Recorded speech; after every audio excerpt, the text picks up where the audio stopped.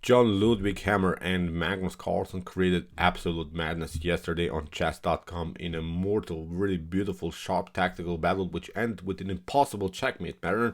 You witness here really one of the most epic checkmates ever because the game ended with a beautiful en passant checkmate. So with this en passant rule, the game was over, the pawn was picked up, and then the diagonals got open and the king was checkmated. Really wild stuff. I'm not sure when I've seen for the last time this kind of a checkmate. Really incredible, really one of the rare cases in chess that happens. Be prepared, this was again a checkmate from another dimension. So let's check out now the game. John Ludvig Hammer versus Magnus Carlsen, and let's see now this impossible mate. So here John opened with the move e4. Magnus Carlsen's response is the move g6. It's of course the modern defense, and Magnus is not playing very often in modern defense. It's of course not the best response to e4 d4, but Magnus is saying, show me what you got, show me what you have prepared against also dubious opening. So here d4, and Magnus again plays maybe a slightly more inaccurate sideline. He's playing now the move e6. Usually you go d6 and knight to f6, building maybe even the Spurs defense pawn structure with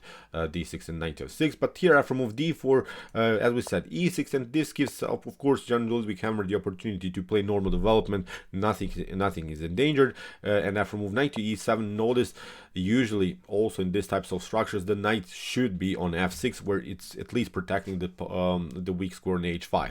When the knight is on h7, it gives of course white the immediate opportunity to launch a flank attack, challenging now the h5 square. So that's why Magnus goes with a very important move h6.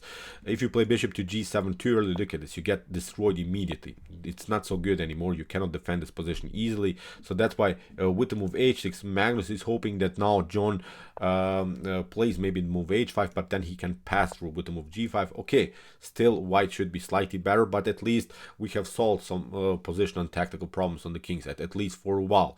But after move h6, here John again plays normal development, because these types of structures are of course not the most common ways to play, and whenever you maybe play an opening that you maybe don't know, if you're not familiar with the sideline, then just apply the basic rules in chess. Just develop, secure the king by castling, connect your rooks, try to search for weak squares, weak pawns in your opponent's position, attack them, pressure, keep the pressure, try to search for opportunities. So as I said, you should not change the direction of your game just because you play maybe a line that you don't know. Here I think John Ludvig Hammer is showing exactly this example, because after bishop to f4 he plays normal development. Look at this, after bishop to g7, preparing even knight to c3, maybe queenside casting. So pretty standard stuff, pretty normal stuff. Don't complicate things now if you get new positions. So after move queen to d2, we have to also notice one thing.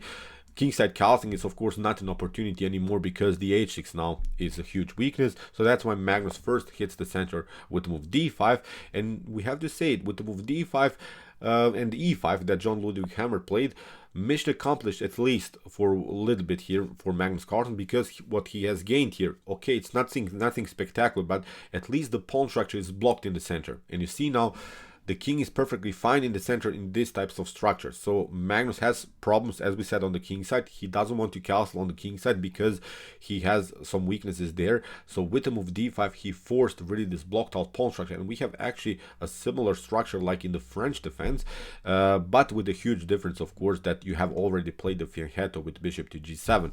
It's of course a firm structure in the center, but with this fianchetto you have also several weaknesses. So it's not really the French defense, because you have many weaknesses. So from this point on, I think with the space advantage in the center of the board here, white should be much better. So okay, Magnus does what you would usually do in the French defense. He hits the center with move c5.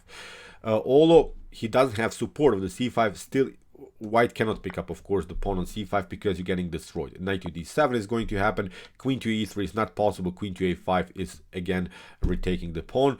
If you play here after knight to d7 b4, this is really brutal. This is not working. You're getting destroyed because you get a5, and there is not a good way to defend this anymore. a3 leads into complications.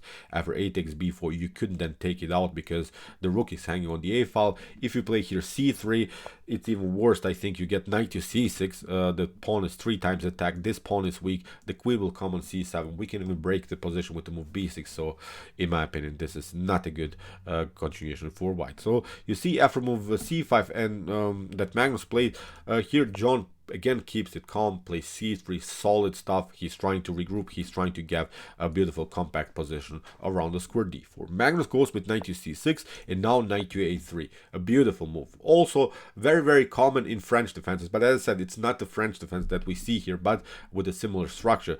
Now John is trying knight to b5 and knight to d6.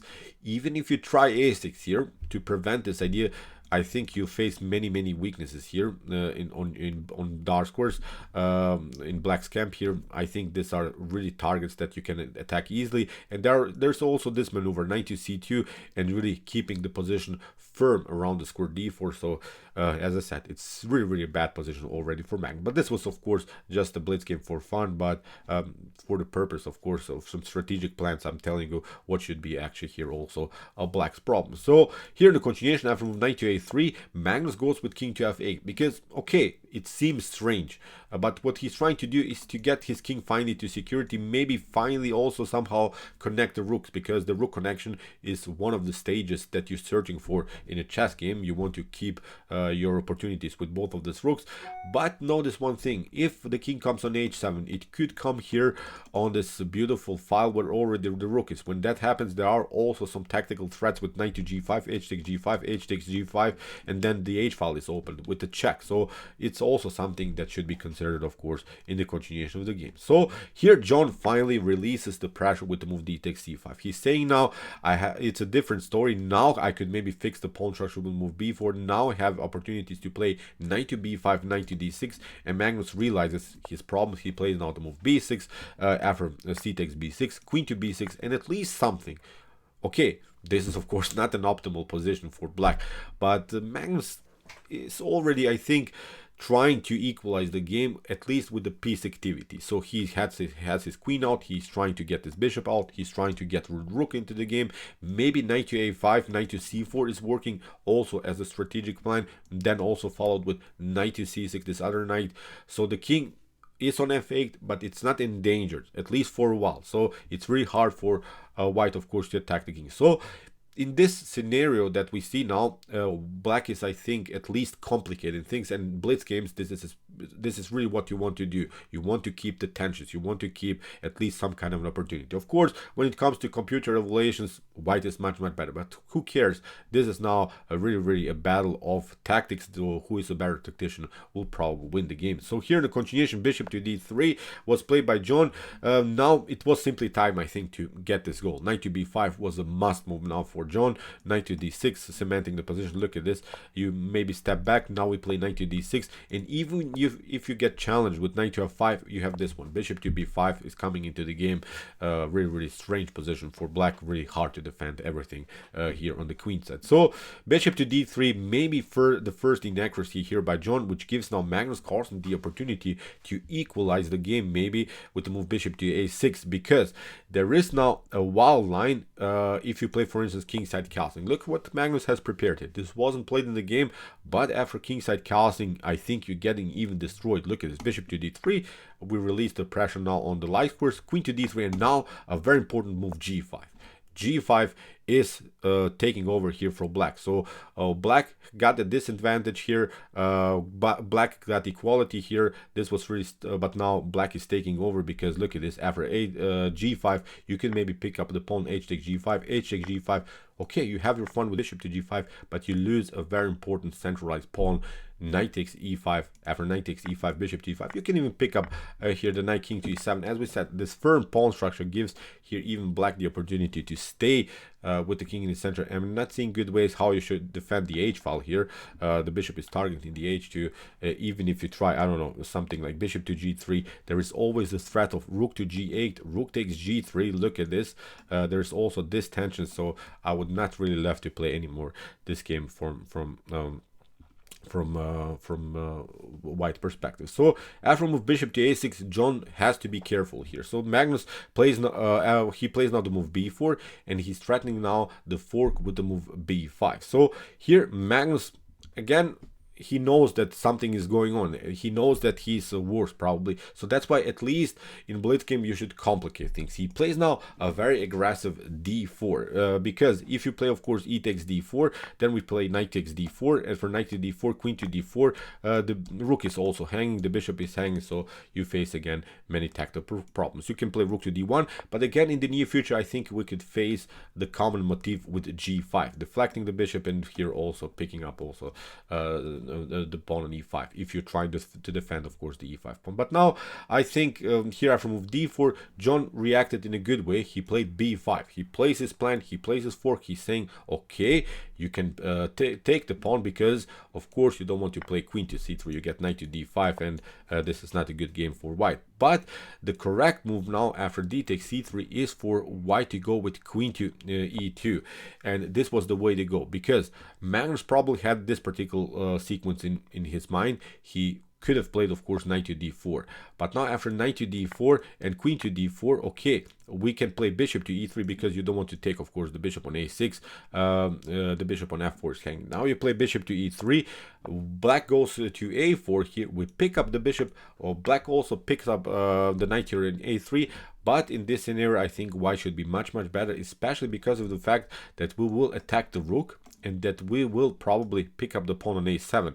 When that happens, we could create maybe a passer here on the a file. That's I think now a good continuation for white. That was the must move for John Ludvig Hammer, but he played now the huge mistake in the game. He played now the move queen to e3, and Magnus goes now with the beautiful move knight to d5. Although here Magnus could have taken over. It's really wild stuff. Magnus was worse through the whole game. He hoped for equality, now he's taking over. It's like modern feminism. They wanted equality, but now women are taking over. Really modern feminism stuff. Knight to b4 hits the bishop. You don't have even time to pick up the queen because you get this one. Knight takes d3, you can maybe play king to e2, and now we pick up another bishop. So the knight is dancing all over the board, and then we will of course pick up the queen, and here still the e5 is weak. We have an extra piece, so this is simply a one-way ticket now in black's favor of course. So but Magnus plays knight to d5. Still of course nothing wrong also with this move. Magnus is keeping somehow the tensions in the game. Here in the continuation, John plays queen to b6, which was not good. He should have played queen to e4, realizing his problems. He will eventually maybe lose the pawn on b5, but at least he's keeping his opportunities. At least he's protecting his bishop on f4. But now he goes queen to b6, and after a takes b6, here John picks up also then the knight on the bishop on a6, pardon me. But now after knight to f4, you have to step back, rook to a6. Here John picks up the knight, and also here Magnus picks up the knight on a3. This was now really a forced tactical sequence, but we have to say it here, black is much better. Here Magnus took over. Here black is winning the game for sure, if of course black doesn't make a huge mistake. So here John plays queenside castling. It was the only way to somehow include more pieces into the game. Of course you're weak here, of course there are many threats, of course the g2 pawn is weak, but now here John is doing the thing that Magnus did previously. Magnus was worse. Magnus complicated things. Magnus got an advantage, so John is doing the same.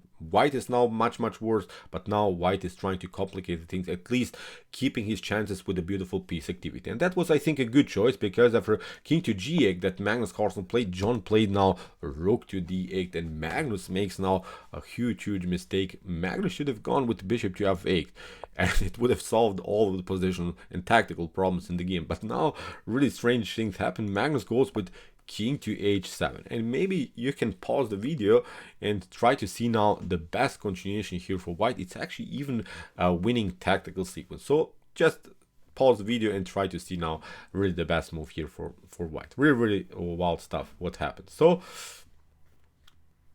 okay, notice here that you got in front of the rook. Really strange tactical shot. So here you got in front of the rook, and John sensed this problems immediately. He plays knight to g5. You have to react. You don't have better opportunities. So after h takes g5, we have h takes g5, creates of course a check.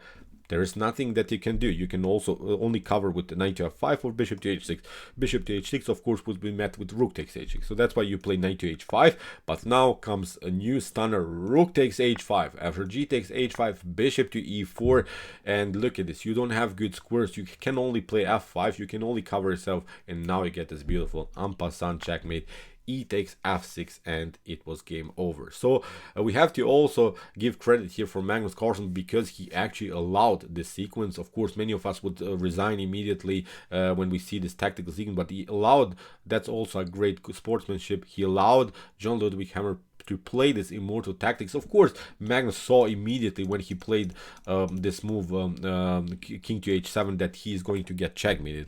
Of course, he saw that, but he left the position like this. He left his opponent to play this tactical sequence. Really, really great sportsmanship. I think that shows really also the personality of Magnus Carlsen, because he gives credit to his opponent here after rook to h5. Let's see now this beautiful tactical sequence again. Bishop to e4, f5, and now e takes f6. A beautiful en passant immortal checkmate sequence. So great game by John Ludvig Hammer. A beautiful blitz game it was. Of course, it's nothing maybe so spectacular when it comes to openings and chess theory, but you see in blitz everything is possible. Once you're down, then you get up. Once you're down, or once you're up, then you get down. So it's always a change of dynamics in the game. Here John found his tactical sequence and brutalized really Magnus Carlsen with his immortal en passant checkmate. So okay, I hope that you enjoyed the game. I really enjoyed it a lot. Interesting ideas for sure here, tactical possibilities for both sides.